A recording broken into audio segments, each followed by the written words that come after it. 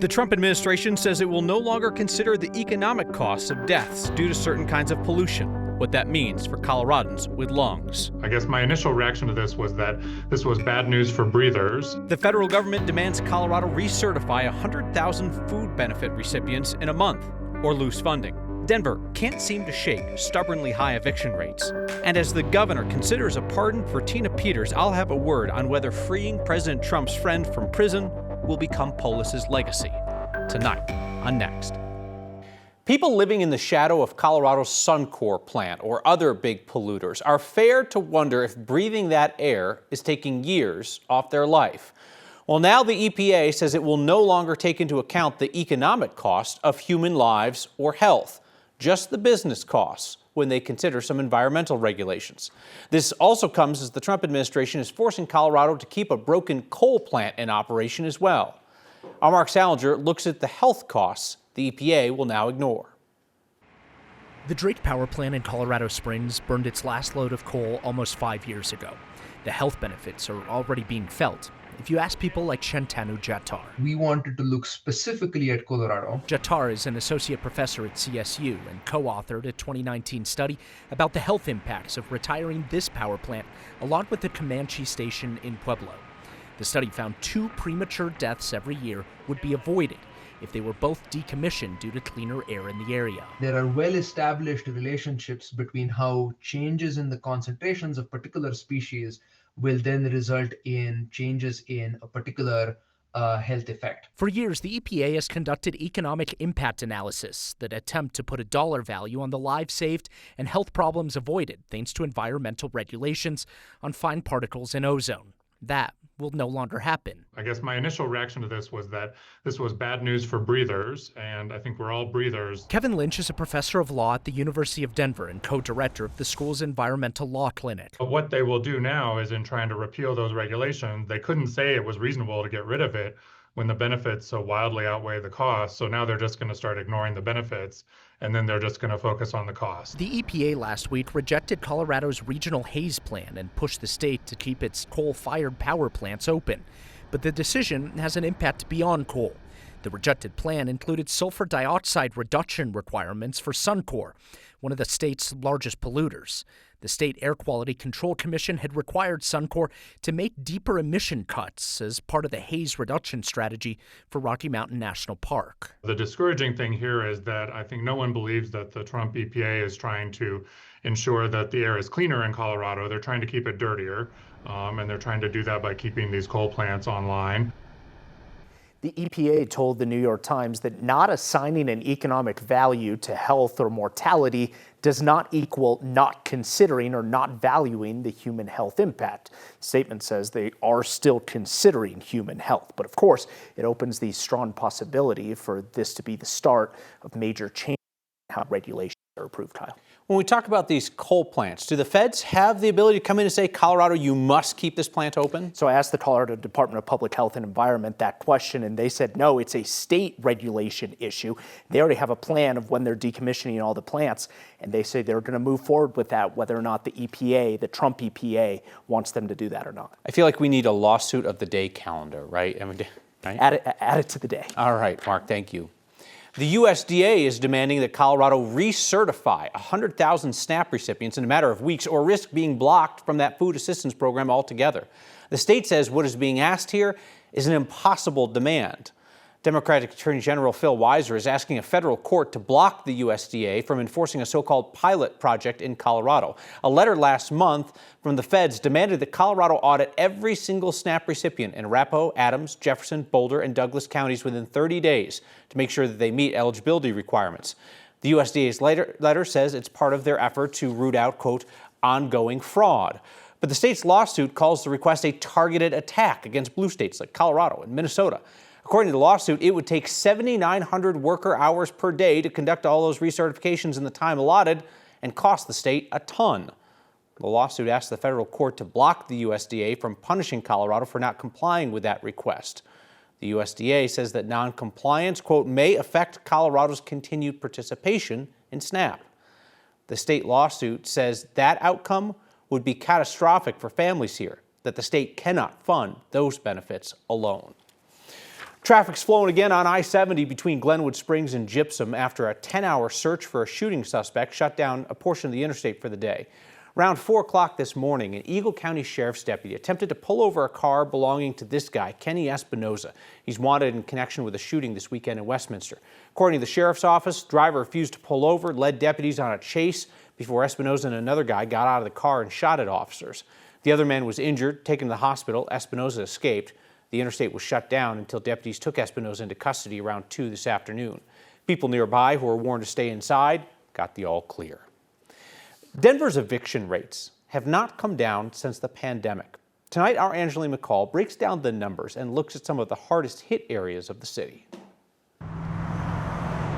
Across Denver, eviction data tells us a story. We know that routinely there's about 1,200 eviction filings on any given month. Marissa Molina with the Community Economic Defense Project has been reflecting on this data from 2025 that gives a better picture. Yeah, so what we saw between 2024 and 2025 is a continued about 72% increase in eviction filings from pre-pandemic levels. 2025 stayed on track with eviction filings, just under 16,000, pretty much staying the same from the year prior, which was the highest on record ever. Compare that to over 9,200 eviction filings in 2019. It's really hard to see this as a significant win, Angeline, although, it's not climbing higher than it was already. And taking a deeper dive, we know that neighborhoods have their own stories. There are still these pockets across the city where eviction filings are being felt at much higher levels than other places in the city. This past year, the hardest hit areas include Green Valley Ranch with more than 2,100 eviction filings over the past year. Other hardest hit areas include Sun Valley, Montbello, and Hamden, seeing the highest rates of eviction. Once people reach a crisis moment and they receive that eviction filing data, that's after a host of series of economic conditions that have created that pressure for an individual or a family. Eviction filings this year not increasing, but still not making any significant decrease that advocates were hoping to see. But we're really thinking about how do we create conditions across our cities and our state that allow people to access affordable housing, to be able to stay in their communities and build a life where they can thrive. This year, we also know that TRUA funding for 2026 and other assistance funds will be more limited than last year, which is a concern that fewer resources will be available for the people who really need them in these cases, Kyle, and to keep them inside of their homes. All right, Angeline McCall, we appreciate you staying on top of this year after year. Tina Peters' legal team goes in front of the Colorado Court of Appeals tomorrow to argue that President Trump's so-called pardon of Peters on state charges has real legal weight, which is something that virtually no legal scholars believe. Peters is trying every angle to get out of prison. She served about a year. She's expected to serve another before she becomes eligible for release. She was convicted by a jury in Mesa County, where she was serving as county clerk when she helped fellow election conspiracy theorists get into secured voting systems. Colorado's Democratic Governor Jared Polis has a choice to make, whether to free Tina Peters from prison, as President Trump demands. It's one of the most consequential decisions Polis has faced in his 8 years as governor. I am not ready to say, though, that freeing Tina Peters would become Jared Polis's legacy. It might. Given the other options that Polis himself cites as his legacy, handling the COVID pandemic, universal pre-K, universal school lunches, there's always something that could happen in his final year in office, too. Whether all of that is overshadowed by bowing to Trump could depend in part on how President Trump responds to appeasement. Perhaps Trump would call off his publicly announced retribution campaign against Colorado, denying disaster funding, freezing child care funding, vetoing a clean drinking water project, shutting down a world-famous science lab. Perhaps freeing Tina Peters would cause Trump to focus his punishment on other blue states and leave Colorado alone. There is evidence that Donald Trump's focus can be diverted like that. Polis could then make the case that he preserved many millions, if not billions of dollars in funding for Colorado by just releasing one woman from prison. Or perhaps, and history offers some examples of this, perhaps appeasement doesn't work, that it only invites more aggression, more punishment.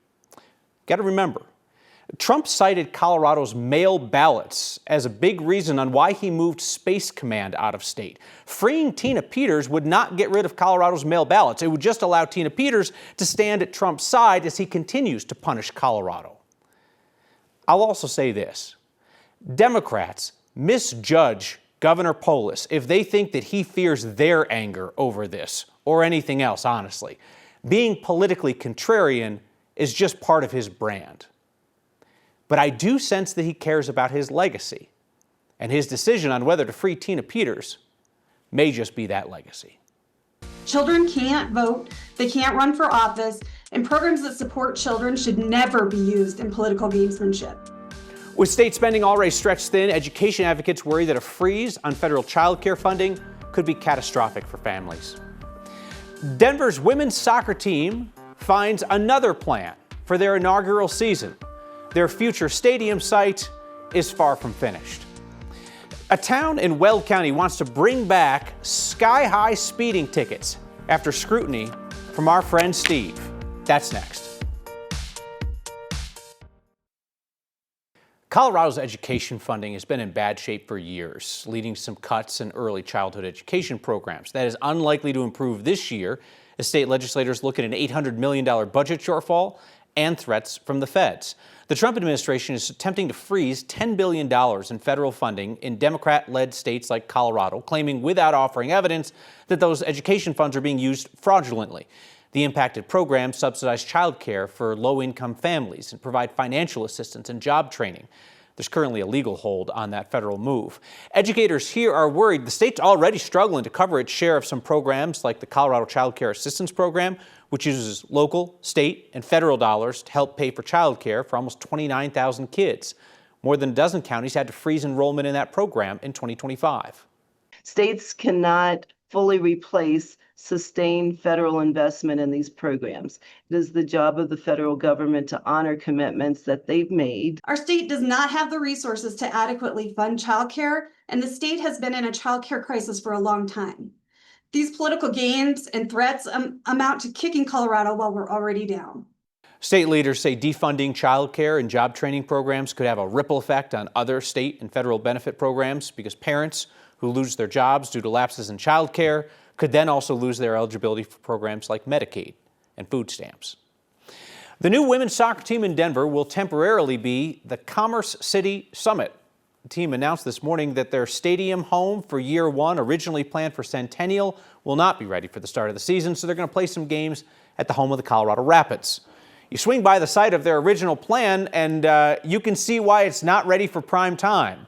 The team's headquarters and temporary stadium is in Centennial, near Arapahoe and Potomac, just across from the Denver Broncos training facility. The team released a statement saying they want to, quote, ensure every detail of the fan and player experience is perfect. I don't know if fans expect perfect, but they do expect a seat to put their backside on and something more than a mud pit for the women to play on. The Denver Summit planned to play a year at this temp stadium in Centennial before turning it over to Cherry Creek Schools. That was going to be the deal. But instead, the team will play at the Richard in Commerce City until that standalone stadium is ready at the Santa Fe Yards in Denver. Meteorologist Chris Bianchi, who knows much more about football than I do, is here to talk about, instead, the worst start to our snowpack that we've seen in a very, very long time. Yeah, speaking of mud pits here, Kyle, yeah, that's what it looks like in the mountains. And unfortunately, we are off to our worst snowpack to date on record. So the worst snowpack in the state of Colorado since those records began back in the late 1980s. So almost about 40 years worth of records. Statewide snowpack, worst to date on record. That's not good news. I want to leave you with a couple reasons for optimism, though. Snowpack does not peak until, on average, early April. That means we still have almost 3 months to make up ground. The short-term forecast is not good, but other similar years, 1990, 2000, 2013, for example, we actually finished with decent seasons with near-average snowpack. So there's still time, plenty of time to make up ground, and we may flip to an ENSO neutral phase as opposed to being in a La Nina. Point being here, folks, there are outs for us here in the winter season, but we are certainly not off to a good start in terms of that snowpack in the high country. We've got a storm system off to our north and east that's bringing in a few rain showers to far northeast Colorado. We'll see a few of those over the next couple of hours. No big deal. Isolated rain or snow shower, little or no accumulation out over the eastern plains. But We'll take, I suppose, a few drops if we can get them. 7-day forecast. It is an overall dry outlook, though we will cool down for us Friday and Saturday, and then we warm back up for Sunday into the early part of next week. So the overall dry and mild weather pattern continues over the next few days. The small town of Kersey got famous for its expensive speeding tickets. After a pause, town leaders want to bring them back. And I don't know, I mean, is it just me, or has the rodeo changed a bit? Stock show tradition, next. Next time you're driving through Kersey, slow down, enjoy the sights, leave with your bank account intact. The town's Board of Trustees will vote tonight on a new ordinance to reinstate $340 photo radar tickets. Those big fines caused a lot of controversy around town. The $340 citations are for drivers clocked going 25 miles per hour or more over the posted speed limit at Weld County Road 49 near Highway 34. You're thinking, wow, you're really blazing if it's 25 over. Yeah, but the camera's positioned in an area where the speed limit drops from 65 to 45 in less than a quarter of a mile. So be careful. The town paused those citations back in November after complaints that the massive fines did not comport with the state law that caps photo radar tickets. The town's police chief argued the law does not apply to big-time speeders and that $340 is essentially a plea deal for a speeder who could otherwise face a misdemeanor summons. Some of the best in the rodeo business will be stopping by the National Western Stock Show. But first, the aspiring rodeo stars. Okay, here we go. We're here at the Stick Horse Rodeo at the National Western. Good job, Cowboy. Frisky was feeling it today, wasn't he? We give kids an opportunity to buck out of the chute and have their own 8-second ride. All the way around the barrel. Good job. Get them a little taste of our Western way of life and rodeo traditions. We're on the educational floor here, so a lot of these kids will never have the opportunity to look at a real horse or to rope. You can pick which horse you want to go. You can, if you want to go around the barrel to the right or to the left, it's all up to you. We're very low key here, very low pressure. There's really no right or wrong answer here. There's not a set pattern. It's all about the kids having fun and getting to enjoy the agricultural way of life. I go all the way out the gate. I hope it just gets them excited about agriculture, about rodeo, and this big celebration we have here for 16 days in January at the National Western. All the way home. Not saying that the kids aren't good at riding the stick horses. I feel like it's a bit of a lost art. Thank you, Svi, for the feedback. You get the final word next.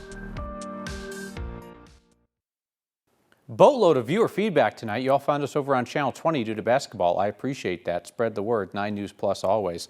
Neil says that Donald Trump is a bully in his approximation. He says there should be no expectation that appeasing him by releasing Tina Peters from prison will result in anything but further bullying. I get where you're coming from on that, Neil, right? It's the whole schoolyard bully thing, right? If you let him steal your lunch once, he's just going to keep taking the lunch. There's something to that, but also President Trump is distractible, right? His attention can be shifted toward other targets. We've seen that in the past. An email that says, if Polis does anything on Tina Peters, I hope it's a commutation so the convictions still stand if she gets out of prison. I'm curious, does that matter to you? If he frees her by commutation versus pardon, big difference, no difference? And this from Julie, haters be damned, I like the beard. Well, geez, Julie, it's a little bit late now. You should have said something last week.